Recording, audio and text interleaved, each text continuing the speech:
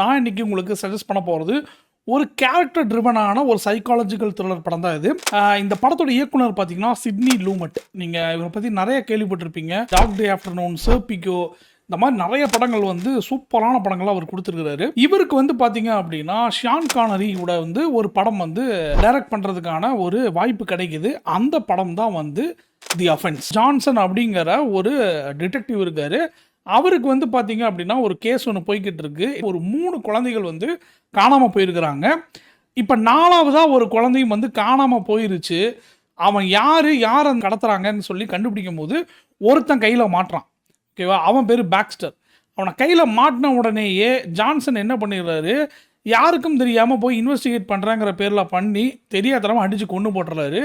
இதனால அவருக்கு என்ன மாதிரியான கான்சிக்வன்ஸ் எல்லாம் வருது அப்படிங்கிறது தான் இந்த படத்தோட கதையே. ஆரம்பத்திலேயே ஓப்பனிங் சீனே கிளைமேக்ஸை காமிச்சிருவாரு. பார்த்துக்கோங்க இதுதான் கிளைமேக்ஸ்னு சொல்லி காமிச்சிட்டு தான் படத்தையே ஆரம்பிக்கிறாரு. எனக்கு இந்த படத்தில் ரொம்ப பிடிச்ச விஷயம் என்ன அப்படின்னா 1.5 மணி நேரம், ஐ மீன் 1 hour 45 minutes நிறைய கான்வர்சேஷன்ஸ் தான் இருக்கும்.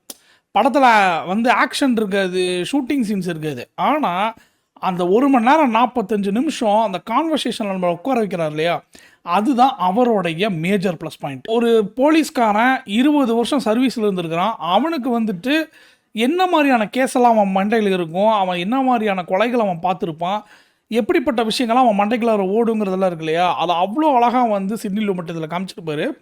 அவன் ஏன் வந்து அவனை கொன்னான், ஒரு இன்வெஸ்டிகேஷன் ரூமில் வச்சு எதுக்காக அவனை கொல்லணும் அப்படிங்கிறக்கான விஷயம் வந்து ரொம்ப சூப்பராக பண்ணியிருப்பாங்க. வில்லனை பார்க்குறோம், ஹீரோவையும் பார்க்குறோம்.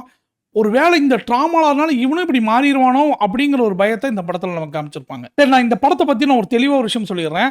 உங்களுக்கு பயங்கர ஆக்ஷனு, பயங்கர அந்த த்ரில்லர், அப்படியே அந்த மிஸ்ட்ரி எல்லாம் இருக்கணும் அப்படின்னா இந்த படத்தை தவிர்த்துருங்க. ஓகேவா? இந்த படம் என்ன மாதிரி படம் அப்படின்னா ஒரு சைக்காலஜிக்கல் கேரக்டர் ட்ரிவன் மூவி தான். இப்போது டாக்ஸி டிரைவர்னு ஒரு படம் இருக்குது. அந்த படத்தில் வந்து பார்த்தீங்கன்னா ராபர்ட் டினிரோ வந்து அவரோட பாயிண்ட் ஆஃப் வியூவில் தான் அந்த படமே நகரும்.